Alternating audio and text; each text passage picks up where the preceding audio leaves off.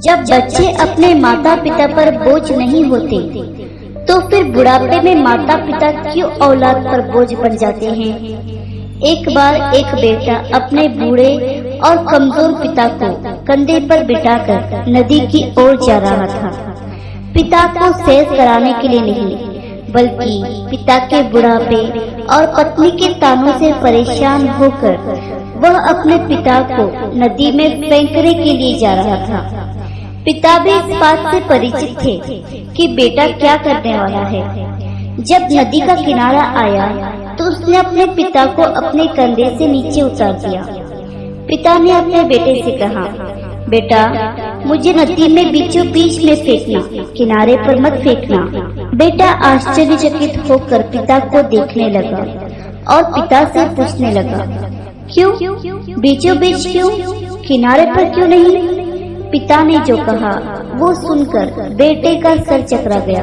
पिता ने कहा, मैंने भी अपने पिता को नदी के बीचों बीच ही फेंका था। इतना सुनते ही बेटा रो पड़ा और अपने पिता को फिर से कंधे पर बिठाकर अपने घर की ओर चल पड़ा कि मेरे पिता ने अपने पिता को नदी में फेंका था, इसलिए मैं भी उनको नदी में फेंकने के लिए आ गया। और अगर आज मैं अपने पिता को नदी में फेंकूंगा तो कल मेरा बेटा भी मुझे नदी में फेंक देगा।